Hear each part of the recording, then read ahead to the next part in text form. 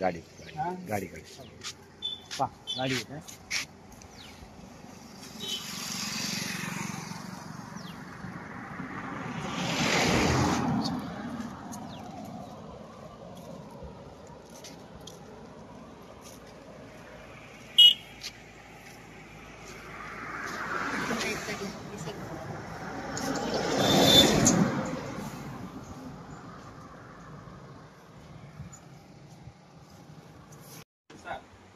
न्यायालयीन प्रक्रिया झाली आणि पूर्ण जोडी झाली. आपण परमेश्वर भक्तीमध्ये आपण कुठलाही विधी झाला की आपण पंचावताराचा जय जयकार.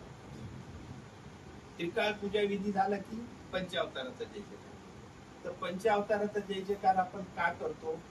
कारण आपल्या गुरूंनी आपल्या कानामध्ये सांगितलेले की बाबा रे, या जगामध्ये तुझं कुणी नाही. या जगामध्ये फक्त हे 5 ईश्वर अवतारच तुझे रक्षक आहेत, तुझे उद्धारक आहेत, हे सांगितलेलं आहे. आणि म्हणून आपण त्या पंचावताराचा जय जयकार करतो. पंचावताराचा जय जयकार केल्यानंतर आपण 1650 तीर्थस्थान की जय असं जय जयकार करतो. सगळीकडे करतो. अगदी पंजाब पासून तिकडे आंध्र, तेलंगणा, महाराष्ट्र सगळीकडे करतो. पंचावतार जय जयकार झाल्यावर 1650 तीर्थस्थान की जय हा जय जयकार का करतो? याच्यामधून आपल्याला काय बोध मिळतो की 1650 तीर्थस्थान हे पंचावताराच्या श्री चरण स्पर्शाने पवित्र झालेले आहे. आणि त्या 1650 ठिकाणी परमेश्वराने काय केलेले? लीळा केलेली आहे. म्हणजे ह्या 1650 तीर्थस्थाना ठिकाणी लीळा चरित्र घडलेले. 1650 तीर्थस्थान की जय म्हणलं की लीळा चरित्राचा जय जयकार होतो. आणि त्या श्री चक्रवर्ती प्रभूंच्या चरणाच्या तीर्थस्थानाचा जय जयकार होतो. आणि 800 वर्षाची पूर्ण इतिहास आपल्या डोळ्यासमोर. म्हणून 1650 तीर्थस्थान की जय असा आपण जय जयकार करतो. आणि त्याच्यानंतर एक जय जयकार आहे परत. तो कोणता जय जयकार? सत्य सनातन महात्मा धर्म की जय. म्हणजे सत्य सनातन महात्मा धर्म म्हणजे आपण कुठल्या धर्माचे अनुयायी आहोत? सत्य सनातन महात्मा धर्माचे अनुयायी आहोत. आणि हा धर्म केव्हापासून चालत आला? तर सृष्टीच्या आरंभापासून चालत आला. आणि म्हणून सत्य सनातन महात्मा धर्म की जय म्हणलं की 4ही युगाची परंपरा आपल्या डोळ्यासमोर होते. बरोबर आहे का? तर आता ही 3 मुद्दे आपल्याला समजून घ्यायचे की सत्य सनातन महात्मा धर्म की जय. तर आपली परंपरा सृष्टीच्या आरंभापासून आहे. तर ती कशी? तर आपल्याला जावं लागेल श्रीमद भगवद्गीतेकडे. भगवान श्रीकृष्ण कुरुक्षेत्र भूमीवरती अर्जुनाला गीताशास्त्र निरूपण करत आहे. आणि गीताशास्त्र निरूपण करत असताना भगवान श्रीकृष्ण अर्जुनाला सांगतात की हे अर्जुना, मी परमेश्वर, माझ्या 2 स्थिती आणि अवस्था आहेत. एक साकार रूप, दुसरी निराकार. आज मी तुझ्यासमोर साकार रूपाने उभा आहे. सावळी मूर्त आहे, मोरपीस आहे, बासुरी आहे, पितांबर आहे, मनुष्याकृती आहे. आज मी तुझ्या समोर साकार रूपाने उभा आहे, अवतार रूपाने उभा आहे. श्रीमूर्तीधारी परमेश्वर मी तुझ्या पुढे उभा आहे. ही माझी एक अवस्था आहे. आणि दुसरी अवस्था निराकार. म्हणजे निराकार अवस्थेमध्ये मला कुठलाही आकार नाही. आकार नाही म्हणजे मी लांब नाही, गोल नाही, चौकोनी नाही, त्रिकोणी नाही, मनुष्याकृती नाही, कुठल्या पशु आकृती नाही, कुठलीच आकृती नाही. मी निराकार स्थितीमध्ये आहे. ही माझी दुसरी अवस्था. हे अर्जुना, सृष्टीच्या आरंभी, सृष्टी रचनेपूर्वी मी निराकार अवस्थेमध्ये. आणि निराकार अवस्थेमध्ये असताना माझ्या स्वरूपाच्या ठिकाणी 4 प्रकारचे गुण होते म्हणजे आहेत, नित्य आहेत. ते माझ्या स्वरूपामध्ये 4 गुण आहेत. दया, मया, कृपा आणि करुणा. त्या 4 गुणापैकी कृपा नावाचा जो गुण आहे, त्या कृपा गुणाचं लक्षण आहे दातृत्वशीलता. दान देणे, दान देण्याची प्रबळ भावना. दान दिले म्हणजे समाधान वाटणे. दानशीलता माझ्या स्वरूपाच्या ठिकाणी मूलताच आहे. आणि मग माझ्या स्वरूपाच्या ठिकाणी कृपा गुण असल्यामुळे आणि एकदा मला प्रवृत्ती झाली की माझ्या ठिकाणी मोक्षाचा आनंद आहे. हा आनंद मी कुणाला तरी द्यायचा. कुणाला तरी दिला म्हणजे मला बरं वाटेल, समाधान वाटेल. मग मी माझा हा मोक्षाचा आनंद कुणाला द्यावा? म्हणून याचकाचा शोध घेण्यासाठी मी दृष्टी फिरवली तर 3 पदार्थ त्या ठिकाणी उपस्थित होते. देवता, प्रपंच आणि जीव. मी प्रपंचाकडे पाहिलं, हा प्रपंच जड मूळ अवस्थेमध्ये आहे, पंचमहाभूत आहे, त्रिगुण आहेत आणि या प्रपंचाला माझ्या मोक्षाच्या आनंदाचा काहीही उपयोग नाही, त्याला मोक्ष देण्यात अर्थ नाही. मग मी पाहिलं देवतांकडे.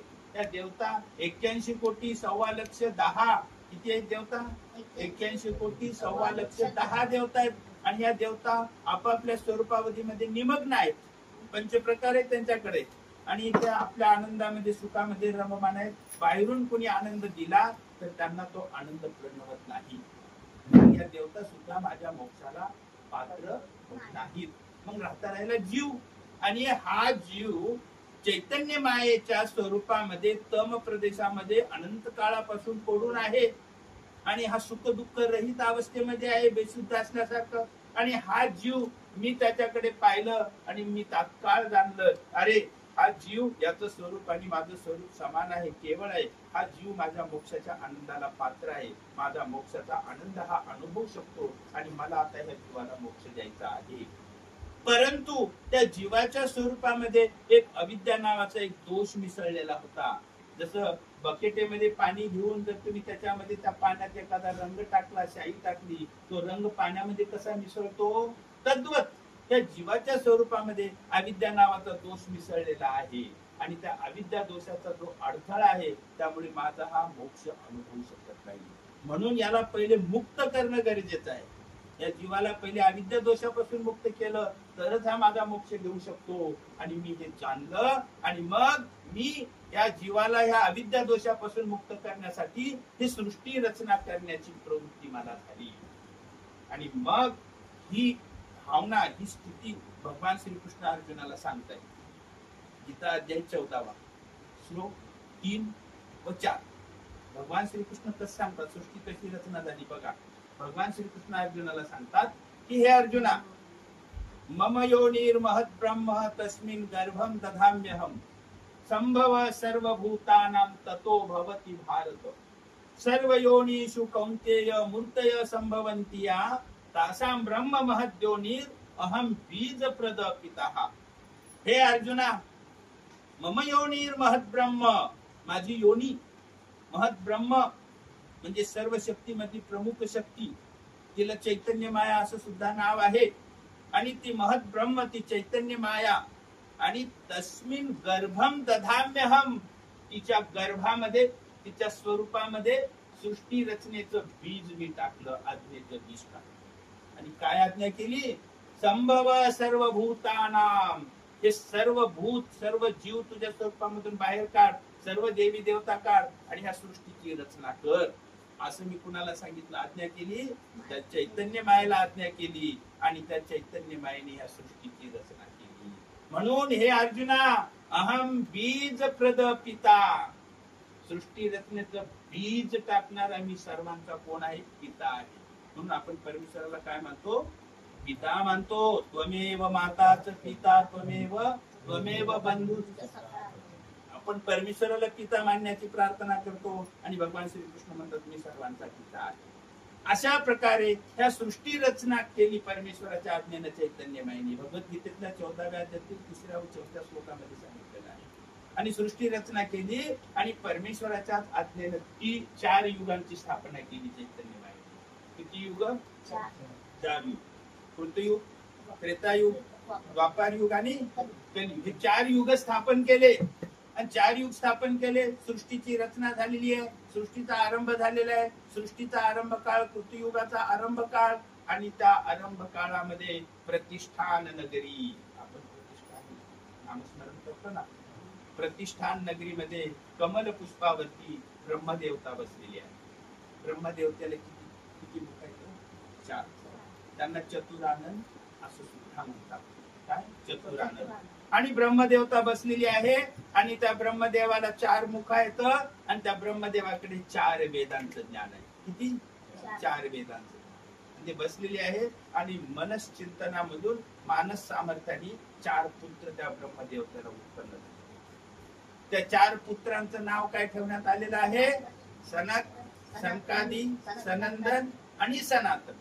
हे 4 पुत्र उत्पन्न झाले आणि ते पुत्र ब्रह्मदेवते समोर हात जोडून उभे राहिले आणि त्यांनी प्रार्थना केली की हे तात आम्हाला ज्ञान निरोप आणि ब्रह्मदेवानी तिथे 4 वेदांचं ज्ञान निरोप आणि तिथे देवता धर्माची स्थापना केली. वेद हे त्रिगुणात्मक आहेत.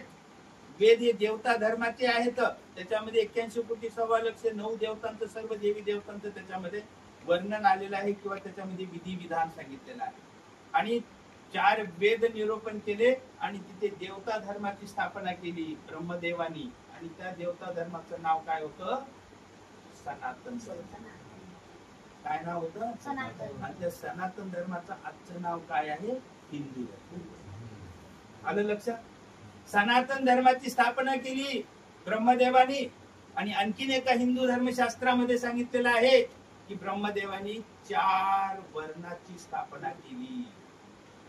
ब्राह्मण मुखातून, क्षत्रिय छातीतून, वैश्य जांघेतून आणि शूद्र पायातून निर्माण केली.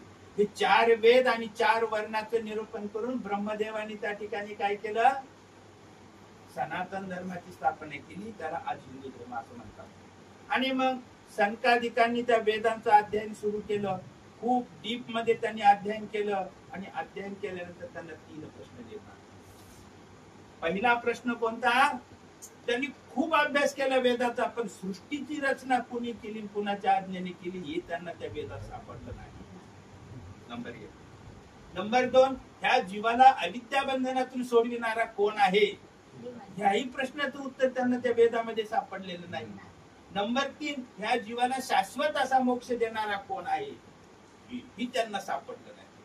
आणि मग ते 3ही प्रश्न त्या संकादिकांना त्रस्त करू लागले. कारण ज्ञानी माणसाला जोपर्यंत उत्तर मिळत नाही तोपर्यंत त्याला शांती लाभत नाही. आणि मग ते संकादिकांनी आपापसामध्ये चर्चा केली. उत्तर नाही मिळालं. वेदामधलं एक एक पान, एक एक ऋचा, एक एक ओळ, एक एक शब्द हुडकून पाहिला, उत्तर नाही मिळालं. आणि ते ब्रह्मदेवाकडे आले आणि ब्रह्मदेवाला हात जोडून म्हणाले, पिताश्री, आणि आम्हाला ह्या 3 प्रश्नांची उत्तर पाहिजे आहेत. आणि ते 3 प्रश्न ब्रह्मदेवाला सांगितले. आणि ते प्रश्न ब्रह्मदेवाने ऐकले आणि ते डोळे मिटून चिंतन करू लागले आणि त्यांनाही त्या प्रश्नाची उत्तर मिळाली. कारण ब्रह्मदेवाला सुद्धा वेदाच्या पलीकडे ज्ञान नाही. म्हणून ब्रह्मदेव सुद्धा ईश्वराला जाणू शकत नाही. आणि म्हणून म्हणतात की मानुभावाचा कावा नकळे ब्रह्मदेवा. ही फार मोठी रहस्यात्मक म्हण आहे. महानुभावाचा कावा म्हणजे संकादिक महानुभाव समजा त्यांनी विचारलेले प्रश्न, महानुभावांचा कावा नकळे ब्रह्मदेवा. आणि ते अंतर्मुख झाले, संकटात सापडले आणि आता प्रश्नाचे उत्तर नाही दिले तर आपली अपकीर्ती होईल. संभावित माणसाला, ज्ञानी माणसाला अपकीर्ती फार कलंक असतो. आणि मग ते त्रस्त झाले. त्यांनी त्या निराकार परमेश्वराची प्रार्थना केली की हे परमेश्वरा, तुम्ही प्रगट व्हा आणि मला ह्या प्रश्नांची उत्तर सांगा. आज माझ्याकडे ह्या प्रश्नाची उत्तर नाही, अंधार झालेला आहे माझ्या हृदयामध्ये, तुम्ही मला प्रकाश द्या. आणि ब्रह्मदेवाची ती प्रार्थना त्या निराकार परमेश्वराने श्रवण केली.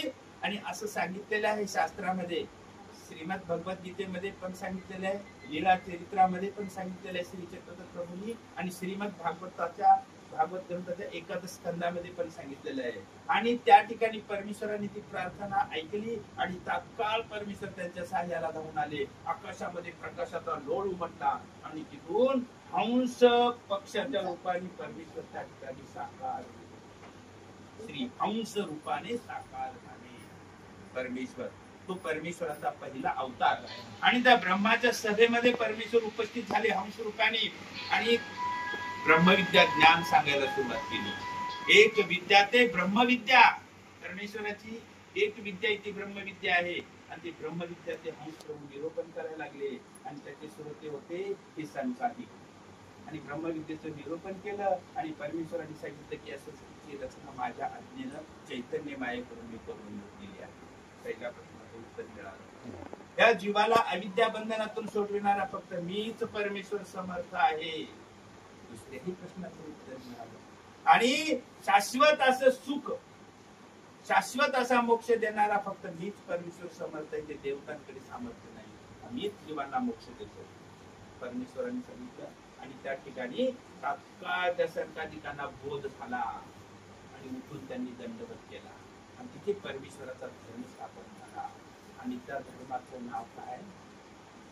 सत्य सनातन महात्मा धर्म, ज्याचा तुम्ही जयजयकार करता का नाही? सत्य सनातन महात्मा धर्म की जय. ईश्वराचा धर्म स्थापन झाला आणि तिथंच परमेश्वराने, त्याच ठिकाणी परमेश्वराने 4 युगांची सुद्धा स्थापना केली. हा, आणि परमेश्वराचा धर्म त्या ठिकाणी स्थापन झाला आणि तो हंस प्रभूंनी स्थापन केलेला धर्म, तो धर्म विस्तारू लागला. खूप मनुष्य लोक आले, तो धर्म स्वीकारला आणि परमेश्वराचा धर्म वाढत गेला, ज्ञान वाढत गेलं आणि मग त्या धर्मामध्ये 2 वर्ग तयार झाले, एक अनुसरती, एक अनुसरती. म्हणजे ईश्वराचं हंस प्रभूंचं ज्ञान होऊन सुद्धा त्या ज्ञानाप्रमाणे आचरण ज्यांनी केलं अस्तिपरीच, ते गेले अनुसरले, ते उद्धरून गेले. आणि दुसरा वर्ग ज्ञान होऊन सुद्धा ननुसरला, म्हणजे हंस प्रभूंच्या आज्ञेचं पालन नाही केलं, अस्तिपरीचं आचरण नाही केलं आणि त्यांचं जीव सोडून मळालेल्याला वरच्या जागेवर ठेवत नाही, त्यांची होत असते अधोगती. आणि मग त्या मळालेल्या जीवाला ननुसरणाऱ्याला खालच्या युगात लोटून दिलं. पृथ्वीयुग संपला, त्रेतायुग लागला आणि या त्रेतायुगामध्ये वरील युगामधले सगळे ननुसरलेले जीव सर्व त्या त्रेतायुगामध्ये आले, त्यांना मनुष्य देह मिळाला. पृथ्वीयुग संपलं, त्रेतायुग लागलं, त्रेतायुगामध्ये हे मळलेले जीव, ननुसरलेले जीव जन्माला आले मनुष्य देहामध्ये, पण तोपर्यंत हंस प्रभूंनी स्थापन केलेला धर्म बुडून गेला. ईश्वर धर्म लोपला आणि ईश्वर धर्म लोपल्यावर काय करायचं असतं तर भगवंत गीतेत सांगतात, यदा यदा हि धर्मस्य ग्लानिर्भवति भारत अभ्युत्थानम अधर्मस्य तदात्मानं सृजाम्यहम्. मी तिथं अवतार घेतो आणि धर्मस्थापना करतो. मग आता धर्मस्थापनेची वेळ आलेली होती. तृतीयुगामधला धर्म त्रेतायुगामध्ये लोपला होता, ग्लानी आलेली होती आणि मग परमेश्वरांनी त्या त्रेतायुगामध्ये श्री दत्त रूपाने अवतार घेतला. श्री दत्तात्रय प्रभूंच्या रूपाने अवतार घेतला, दुसरी पायरी. आणि मग श्री दत्तात्रय प्रभूंच्या रूपाने परमेश्वर अवतरले आणि त्यांनी यदू राजा, आरळक राजा अशा अधिकारी जीवांना ब्रह्मविद्या ज्ञान निरूपण केलं, पुन्हा धर्माची स्थापना. जो धर्म हंस प्रभूंनी स्थापन केलेला होता तोच ईश्वरीय धर्म श्री दत्तात्रय प्रभूंनी पुन्हा तो धर्म विस्तारला गेला. त्याच्यामध्ये पुन्हा 2 प्रकारचे आम्ही तयार केले, एक अनुसरती, एक ननुसरती. अनुसरणारे गेले उद्धरून, ननुसरणाऱ्याचा अर्ध जीव सोडून माराला. त्यांना पुन्हा लुटून दिलं खालच्या युगात. खालचं युग कोणतं? द्वापार युगामध्ये जन्माला आले सगळे जीव, मनुष्य देह मिळाला त्यांना, पण तोपर्यंत श्री दत्तात्रय प्रभूंनी स्थापन केलेला ईश्वरीय धर्म लोपलेला होता. द्वापार युगाचं 4थं चरण, सगळीकडे अधर्म वाचलेला होता.